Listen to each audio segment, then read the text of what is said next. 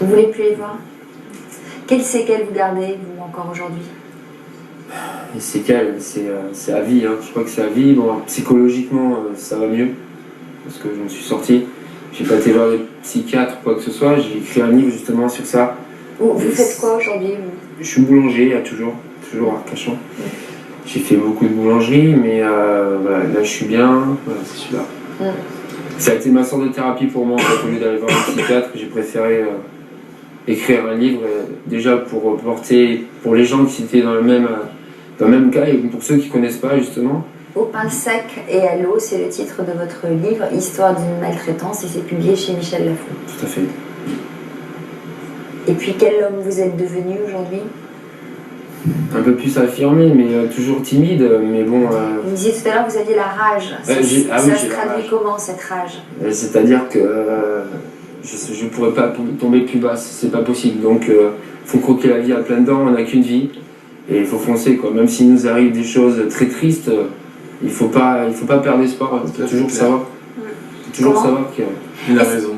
Est-ce que vous vous êtes investi parfois aussi quand on vit une épreuve comme ça, qu'on a été victime, on a besoin de s'investir pour les autres et d'adhérer à une association? Un peu le messager de... Oui, c'est clair. Vous l'avez fait? Enfin, j'imagine qu'en écrivant votre livre, c'est une sorte de... Ah, tout à fait, ça a été exactement ça, mais oui. Puis ça m'a permis aussi de m'ouvrir aux autres gens et aux autres personnes, et ça fait du bien, c'est vrai que ça fait du bien. Qu'est-ce qu'on peut vous souhaiter pour l'avenir? D'être heureux et peut-être de trouver l'amour, qui sait. Voilà. Vous l'avez pas trouvé encore? Hein? Mais encore, je suis assez c'est difficile, c'est une des conséquences de la maltraitance, de difficulté à aimer, à trouver l'amour, parce que vous avez été tellement investi comme un objet, et un objet ça parle pas, et on vous a aussi ôté toute capacité de lien. Donc vous avez du mal à renouer le lien. Quand vous dites que vous êtes timide, c'est plutôt un rapport au lien. Et je crois que à côté de l'écrit, il faudrait quand même faire un travail de désensibilisation, parce que je suis sûre que vous êtes hanté par ces cauchemars, par ces scènes, et vous vivez comme dans un état... On la voit tous les matins à la douche, voilà. Oui, c'est sûr. Je peux dire quelque chose? Ce que je peux dire aussi, je peux donner un conseil, Christophe, c'est justement prendre ton courage à deux mains, et je pense que tout le monde est d'accord, vraiment appeler ces personnes ou même aller les voir. Aujourd'hui, ils ne peuvent plus rien faire parce que tu n'es plus un adolescent. Aujourd'hui, tu es moins, t'es moins naïf. Regarde, moi, aujourd'hui, je veux dire tout, je suis content d'avoir fait ça et j'avance très bien. J'ai créé une association humanitaire qui s'appelle SOS Madison International dans le but d'aider justement les personnes handicapées. Tu vois, moi, j'ai une copine, ça te passe bien, voilà, je veux dire, je voulais pas du tout une chose que mon oncle et ma tante, on va dire, qui ne sont plus mon oncle et ma tante, je voulais pas qu'ils gagnent. Justement, tu vois, c'est important. Il faut avancer. Moi, j'avais pas envie qu'ils gagnent parce que c'est pour ça que j'ai commencé à faire ces choses-là. Et là, tu vois, depuis, je vais super bien et c'est vachement important. Et avec mon oncle, je vais faire ce travail aussi. Comme ça, ça va me permettre d'avancer. Dans la maison, vous avez eu un lien magnifique avec votre mère et votre grand-mère. Vous avez eu un lien magnifique tout petit avec votre mère et votre grand-mère, ce qui vous a donné la capacité d'avoir une résilience extraordinaire. Exactement. Et vos routes, vous en êtes où aujourd'hui? À quoi ressemble votre vie?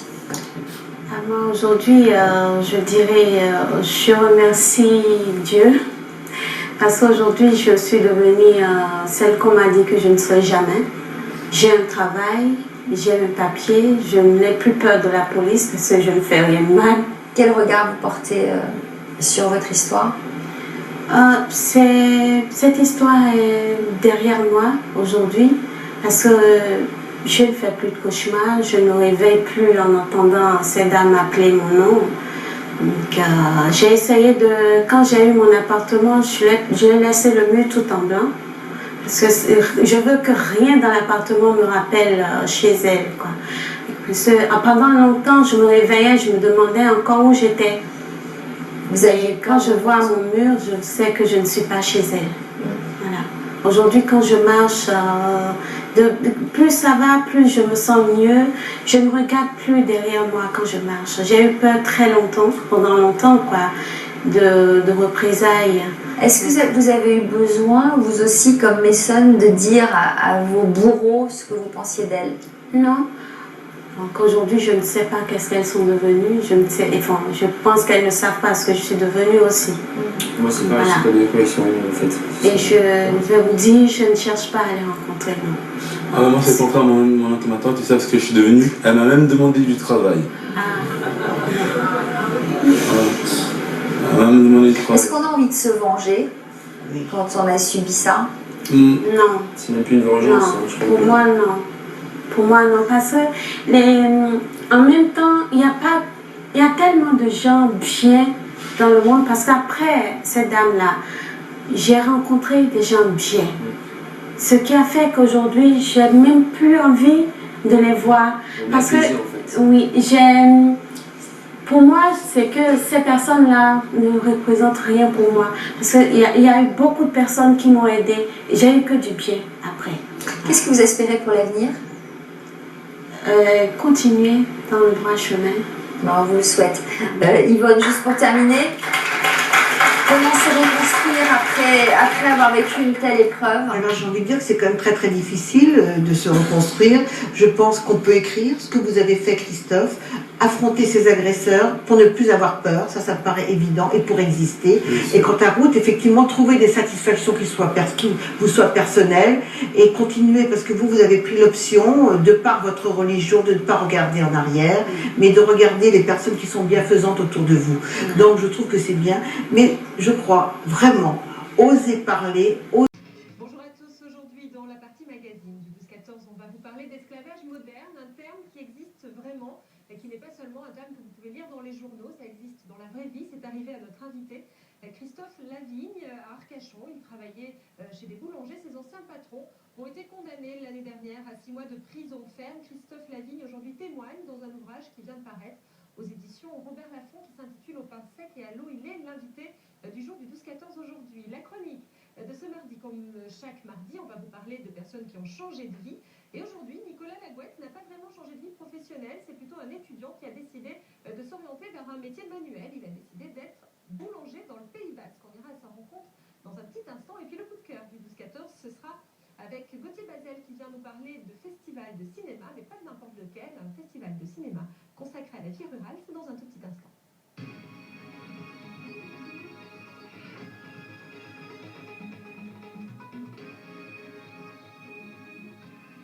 Christophe Lavigne, bonjour.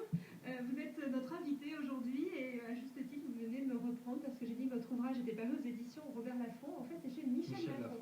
Au pain sec et à l'eau, histoire d'une maltraitance. Un livre que vous venez d'écrire en collaboration avec une jeune femme qui vous a aidé pour la rédaction de cet ouvrage et qui retrace votre histoire. Alors une histoire assez dure qui s'est terminée il y a maintenant près de 2 ans. Vous aviez, on va en reparler dans le détail, mais c'est une histoire d'esclavage moderne. Vous aviez besoin à un moment donné de vous exprimer. Une sorte de thérapie en fait. Une sorte de thérapie parce que voir des psychiatres ou des psychologues, c'était pas du tout mon genre. Donc pour moi, faire un bouquin, c'était une sorte de thérapie pour justement sortir de là, de passer à autre chose. Alors, vous dites dès le début du livre, je suis Christophe, ouvrier boulanger, traité moins bien qu'un chien par ses patrons, fils oublié par sa mère et rejeté par son père. C'est une phrase qui résume bien quand même les choses, qui nous aide à comprendre ce qui s'est passé. On va rappeler un petit peu les faits. Donc vous avez été apprenti boulanger chez Monsieur Dame Lugaro, donc à Arcachon. Vous aviez à l'époque 16 ans. Voilà. Et puis là, pendant 5 ans, toute votre vie vous a échappé en fait. C'est comme ça qu'on peut le dire. C'est-à-dire qu'on peut dire que, on va dire, j'ai passé 3 ans d'apprentissage chez eux. Oui. Et au bout d'un moment, ils m'ont demandé justement si je voulais continuer chez eux en tant qu'ouvrier. Et on n'a pas signé le contrat, rien du tout. Ouais. On a fait ça en verbal. Et en fait, ça s'est passé comme ça. Et là, c'est à ce moment-là aussi, vous dites, au bout de 3 ans, à partir du moment où j'ai été ouvrier, j'ai cessé d'être considéré comme un être humain. Voilà, tout à fait. Ouais. Alors, pour qu'on comprenne un petit peu mieux, qu'est-ce que ça veut dire que vous subissiez des brimades physiques, Des humiliations verbales? Ça a commencé quand? Ça a commencé en fait, dès que j'ai fini mon apprentissage, ils commençaient à m'insulter, à me mettre plus bas que terre, et des humiliations telles que tu seras rien du tout dans ta vie, tu vas venir, tu resteras ici parce que tu ne trouveras rien. Et voilà, ça a commencé comme ça. Ensuite, c'était des insultes. Ça a été plus grave, après il y a eu des coups. Mais bon, comme mes parents étaient amnésiaques, je les voyais presque jamais. Ouais. Et voilà. Mais pourquoi vous êtes resté aussi longtemps? C'est la question qu'on peut se poser. J'imagine que vous vous la posez aussi. Vous êtes resté au total 5 ans. Voilà.